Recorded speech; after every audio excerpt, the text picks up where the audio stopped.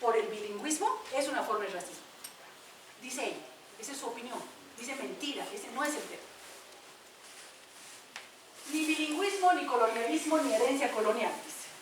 O sea, no vengan por ahí, dice, cuando vamos a hablar.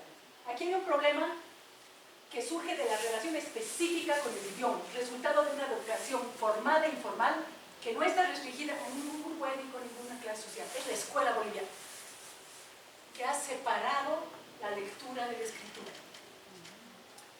Nos han enseñado, nos castigan con la lectura. Vaya a leer a su cuarto.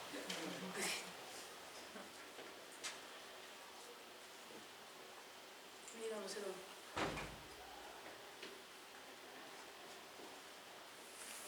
Aquí está. Leer como castigo. La mala ortografía no es falta de lectura, sino es aversión a la lectura. Hay una asociación de la lectura con la reclusión, con la privación, con la falta de goce. Y ahí uno puede discutir las bibliotecas, cómo leen los niños, ¿no? Hay una cantidad de cosas que se pueden discutir. Dar todo un libro para leer, dice, es un castigo en la universidad. Cuando el profesor viene y dice, este texto es bien importante, todo el libro van a leer. No, profe, no, ratito. Se levanta, ¿no? El representante pide la mano, levanta la mano. Dice, profesor, factor tiempo, nosotros no trabajamos, hacemos no sé qué. Es un castigo que te digan, ¿quieres todo el libro? ¿No? No, no, no. O sea, el estudiante quiere saber exactamente de qué página hay que leer. Todo el libro le parece un castigo. Cuando uno podría decir, pues si puedes leer todo el libro, ¿no? El ejemplo es cuando van a dar examen de matemáticas, no sé qué, y el profesor les da 20 ejercicios. Y dice, no, profe, mucho, 20, 10 nomás. Si quieres haz 20, si quieres haz 10, depende de ti. Si haces 20 te va a ir mejor en el examen. Si no puedes, haz 3, o sea, haz lo que puedes. Pero, digamos, la idea es, no, es mucho. Son ejercicios para que te entrenes. Si quieres haz 20, si quieres haz 5.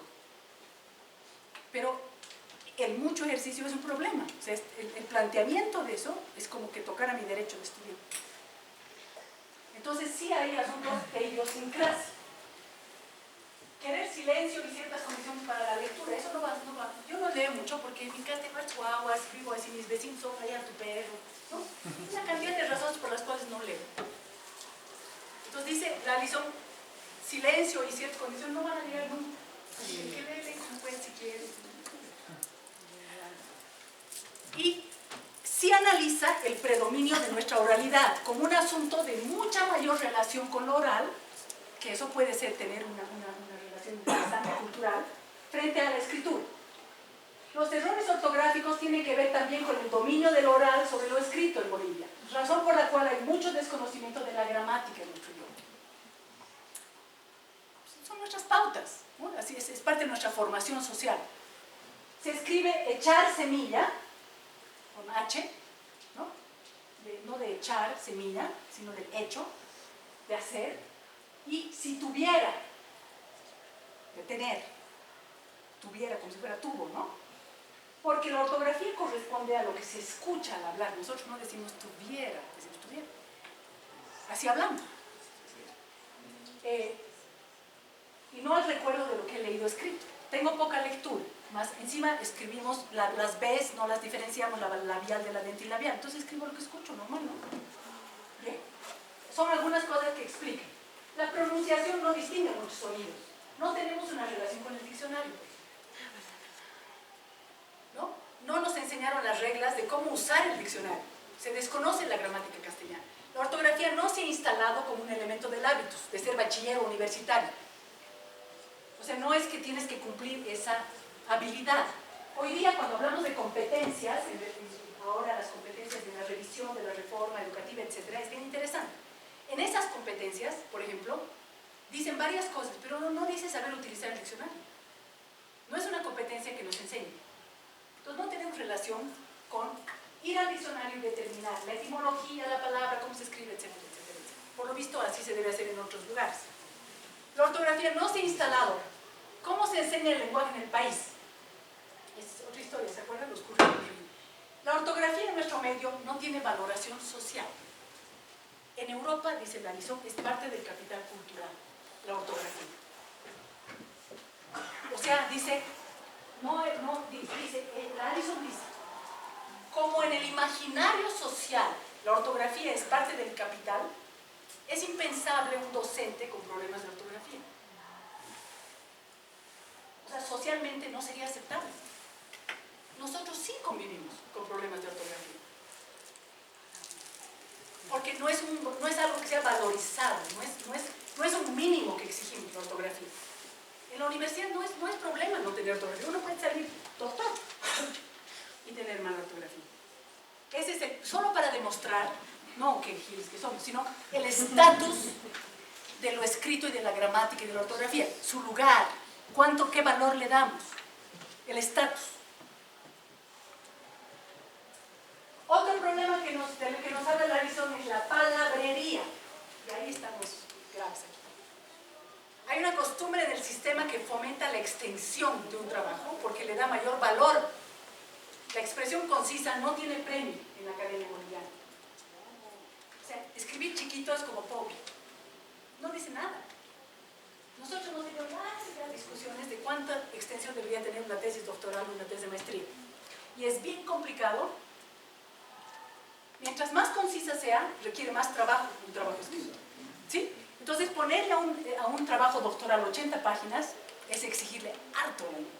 Porque tiene que plantear su metodología de trabajo en 5 páginas máximo, si tiene 80. Y porque estamos más acostumbrados a la palabrería, a poner todo y hacer un texto así gordo. Una tesis buena masa a presentar, así.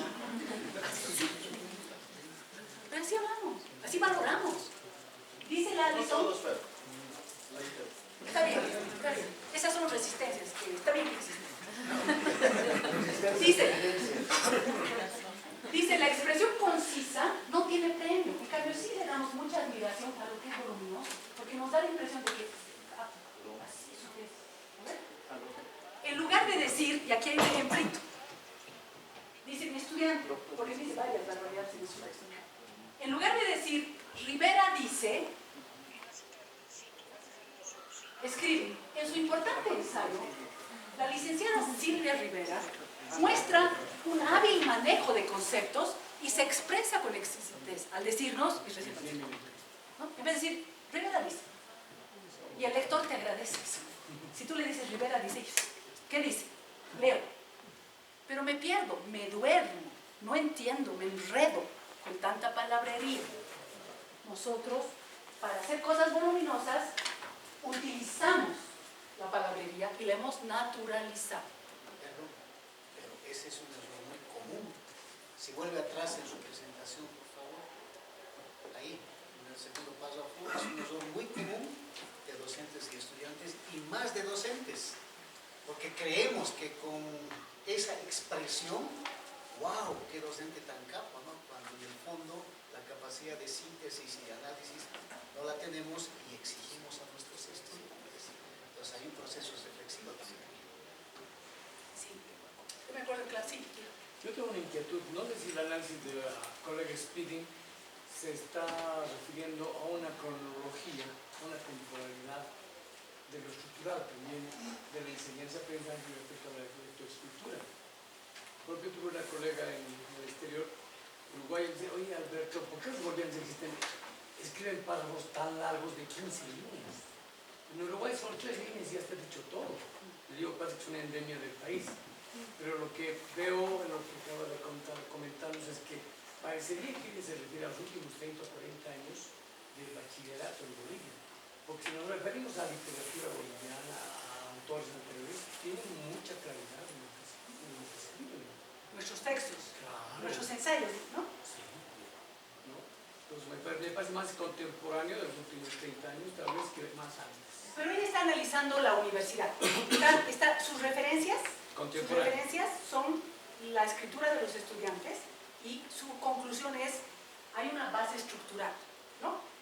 Hay una base estructural, o sea, hay un divorcio con la gramática, con el lenguaje escrito, mucha oralidad, etc. Y estos ejemplos son de estudiantes, ¿no? O sea, de la palabrería, dice, el alumno boliviano no busca tanto, y aquí hay 4 ideas fuertes. El alumno boliviano no busca tanto asimilar una materia o un contenido, como complacer a su docente. ¿Cuál es la consecuencia de eso? Si lo que el alumno busca es complacer a su docente, no está buscando sacar su propio argumento. Está tratando de repetir lo mejor posible lo que el profe quiere escuchar. Entonces se está saboteando su escritura. Si estamos diciendo que la relación entre la escritura, el pensamiento, poder poner tu idea, tu argumento, pero si yo pienso que lo que mejor me va a ir para 100 sobre 100 en mi trabajo es decir al docente lo que quiere escuchar, no estoy buscando qué pienso yo de eso. Estoy buscando la manera de decir lo que mi profe quiere encontrar. Entonces, se dan cuenta lo que está detrás de nuestros problemitas de escritura también, toda la institucionalidad. A eso se refiere Becker cuando dice, para analizar nuestra problemática de escritura, analicemos toda esa estructura social de la cual nacemos, de dónde estamos insertados. Eso es lo que está haciendo. Es decir, el aprendizaje, dice la Allison, es una relación con una persona y no tanto con el conocimiento.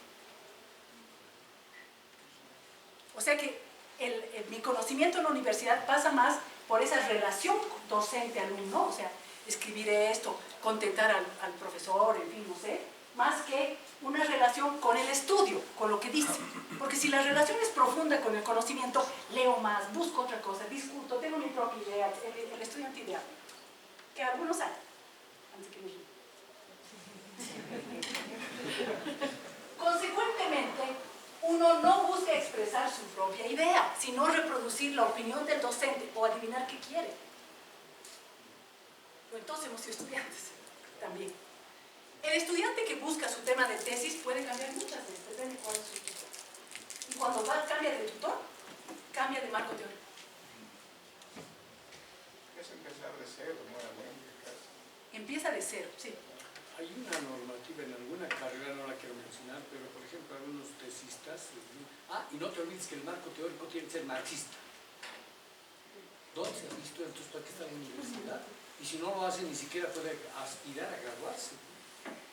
Entonces, para eso no hay sanciones punitivas, ¿no? Pero está así. Y en muchos países del primer mundo hay líneas de investigación que están marcadas por, es decir, tratan de recoger, llamar, persuadir a que estos estudiantes de doctorado, ojalá que quieran trabajar, yo estoy trabajando infraestructuras, urbanización, extractivismo, ahorita, ¿no?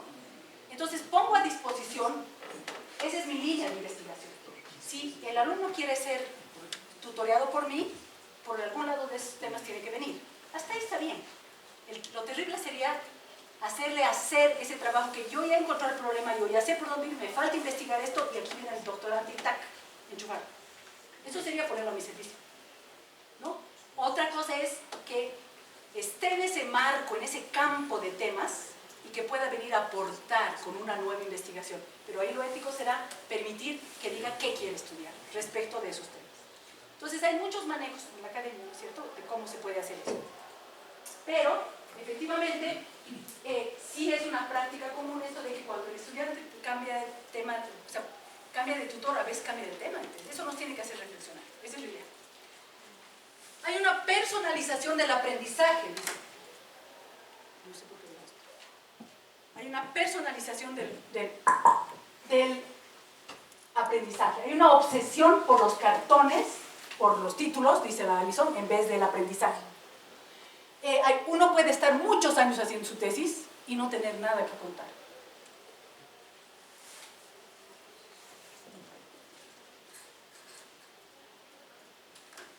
Y aquí está un concepto fuerte. Dice, en el mundo académico hay anaconaje. Cuando se utilizan los trabajos de alumnos como propios a cambio de cualquier otro capital. Cuando en esta relación hay un beneficio mutuo, pero desigual. ¿No? Esto pasa en todo el mundo, no es Bolivia. En todo el mundo. Y probablemente en lugares más institucionalizados, peor.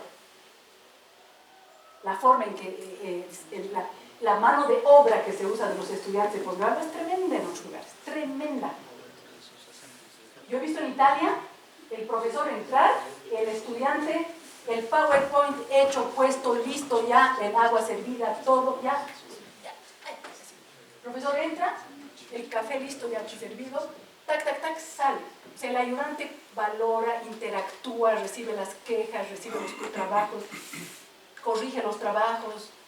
O sea, es un dios nomás, pues el profe, que viene y da lo suyo. O sea, porque se supone que tiene la palabra muy fuerte, muy importante. Pero en relación horizontal, en la academia italiana, los alumnos proporcionan datos para un trabajo. Se paga eso con recomendaciones o con pegas. La data en el trabajo científico, en el trabajo empírico es muy importante, ¿no? Entonces, muchas veces los estudiantes de doctorado son los que, de posgrado o maestría, son los que van y recogen eso. Pero lo hacen para sus propias tesis. Pero yo puedo utilizar ese trabajo. Esto se da fuertemente en muchos lugares del mundo. Este problema no es exclusivo de Bolivia, ojo.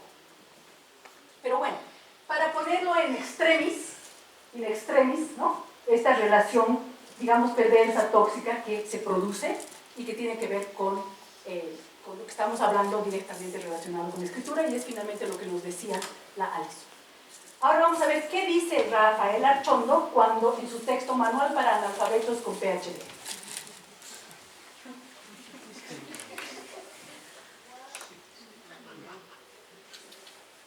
Dice, usamos, oye, ahí hay un error mío, el estilo intelectual en la escritura. Ya lo hemos dicho de diferentes maneras, ¿no? El resultado es el predominio de sustantivos por encima de verbos.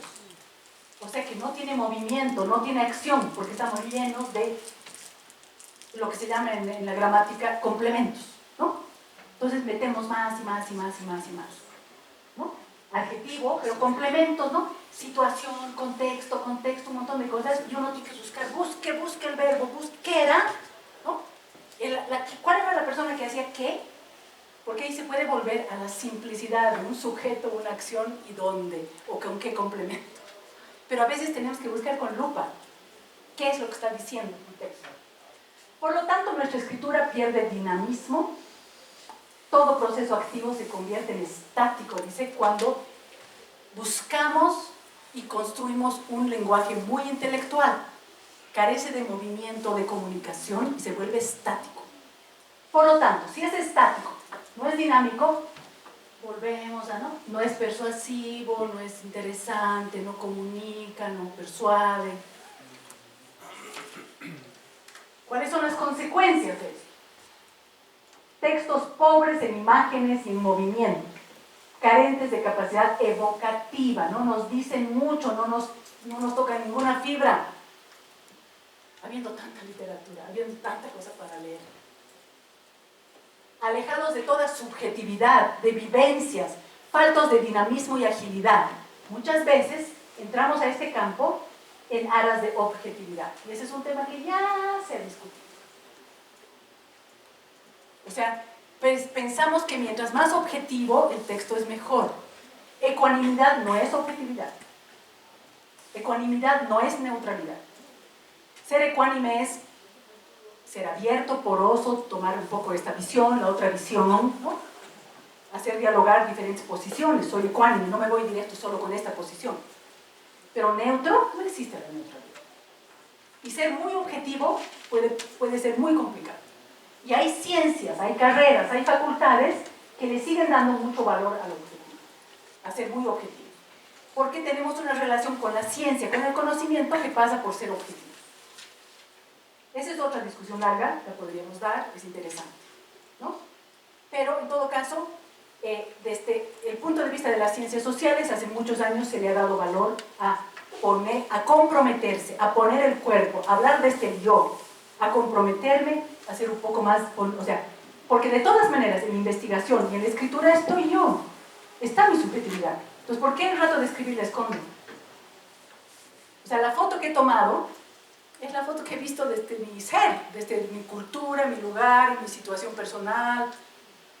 Probablemente una persona hoy día tomaría una foto de una situación de una fiesta y mañana tomaría otra. ¿Cómo se estaría sintiendo? ¿Era antes de que se divorcie? ¿Era después de tercera guagua? ¿Era porque le habían botado de la...? En fin, hay una condición, hay un momento que determina tu mirada, tu elección, lo que vas a hacer. Es el sujeto que está ahí. Entonces puede ser un mito la objetividad. Y hay mucha discusión en las ciencias sociales sobre la importancia, otra vez, para ser persuasivo, etcétera, es importante ponerte un poco en juego, la subjetividad. ¿Cuál es el problema? Una tesis de grado, de investigación, de maestría, de doctorado, claro, pues el sujeto está totalmente en juego. El sujeto está pues en juego, quiere graduarse, quiere mostrar, quiere persuadir. El discurso académico el discurso académico se construye casi en oposición al habla vulgar, como un modo de darse autoridad, distanciándose del sentido común o de la intuición. Esa es la valoración que le damos a la ciencia, ese es el espacio, el lugar. Ese es un rezago o resabio o una influencia superpositivista cartesiana. ¿Sí? Las ciencias duras no tienen mucho esta discusión porque están bien parapetadas en el mundo positivista, tienen toda la admiración, todo el lugar, todo el presupuesto, les va bien. O sea, los que están fuera de eso, las ciencias sociales son los que estamos peleando, diciendo, discutiendo, arguyendo, ¿no? Que, en fin. Pero esta oposición se sigue, vive y coleando. O sea, son siglos, digamos, de cómo se ha construido el conocimiento y esta separación entre la ciencia exacta, la ciencia dura, la ciencia social. Nosotros tenemos que seguir justificándonos las ciencias sociales. La ciencia dura no lo tiene que hacer, y tiene más plata para la investigación, porque es, ¿no? El discurso académico se construye en oposición, dice, a esa habla vulgar. Pensamos que la opacidad, esta niebla, esta cosa opaca, la opacidad en la forma, es síntoma de complejidad en la argumentación. O sea, si no se entiende es porque en realidad, pues, bien. Envolver en grandes palabras las ideas más simples. Lo que hemos visto, ese ejemplo rápido. Confundimos profundidad con dificultad. Cuando algo está muy claro, parece muy superficial. Ahora, efectivamente, muchas veces mandamos a nuestros estudiantes a complejizar. ¿O no? O sea, si su planteamiento es muy simple, uno le dice, a ver, necesita mayor complejidad. ¿Pero qué quiere decir eso? ¿Qué quiere decir eso? ¿Escribirlo en difícil? No. Quiere decir, estás mirando una parte del problema. El problema es mucho más complejo. O sea, abarca tu mirada. Profundidad de la investigación, ¿no? Profundidad, complejidad quiere decir, hay diferentes, o sea, hay causas, consecuencias, ¿no? Hay contextos que determinan eso que estás viendo. Si tú miras una cosa, puedes estar, ¿cómo se dice? Cuando minimizas, cuando puedes estar simplificando sobremanera algo, ¿no? Entonces tú le puedes decir, uno le dice a su alumno, a ver, léete un poco estos textos porque necesitas complejizar tu noción sobre patriarcado. O sea, hay más sobre eso, hay que leer un poco más, ¿no? Porque su planteamiento puede estar muy simple. Pero complejizar no quiere decir escribirlo en difícil. No quiere decir eso. La idea... Estadios también, ¿no? Etapas, estadios, depende, ¿no?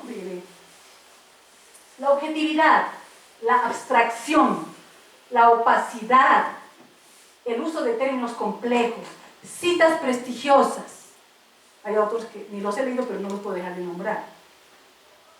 Abundante oscuridad le otorgan al lenguaje académico un carácter cerrado y elitista. Además, ahonda la ya creada distancia entre ciencia y sociedad. La universidad tiene un mandato. Además de formar, debe investigar. La formación y la investigación deben estar superfluidas. Lo que yo enseño debería salir de la investigación. Debería alimentar mi cátedra, mi investigación. Es la idea. Pero no solo eso, además debe haber interacción con la sociedad para responder a la problemática, para recibir las preguntas de las necesidades de afuera. ¿Para qué hay universidad? Para encontrar soluciones para las políticas públicas, bla, bla, bla, bla. Entonces, teniendo ese mandato, ahora le doy la palabra, teniendo ese mandato de que investigar, formar e interactuar son una sola cosa, la función de la universidad, la investigación está allá, la docencia, yo soy docente nomás, no está en segundo lugar, y la interacción, ¿qué vamos a hacer? ¿No? Hay que ver un rato de llenar, de hacer evaluaciones, estamos correteando sin saber qué hacer, ¿no? Esas tres cosas deberían ser en el mismo estatus. Decía usted. Sí, yo tenía dos aspectos que mencionar. Sin pecar de intruso, Creo que el argumento de Artondo es interesante en tanto y en cuanto se estaría exagerando con ese tipo de redundancias, de barroquismos que se para oscurecer la idea. Pero eso no quita de que al estudiante se le tiene que recomendar, si van a ser profesionales, no tienen que abandonar su léxico académico, porque van a ser cientistas sociales, por un lado. Pero por otro lado también está lo que se llama, o le han llamado hace 20, 30 años ya desde Ramiro Beltrán, o después, la vulgarización de las ideas académicas para que la sociedad las entienda, no por ello caer en una pobreza de los conceptos. ¿Y qué sería, le pregunto yo, el mantener un lenguaje académico? El no divorciarse de la disciplina dentro de la cual está, ¿no es cierto?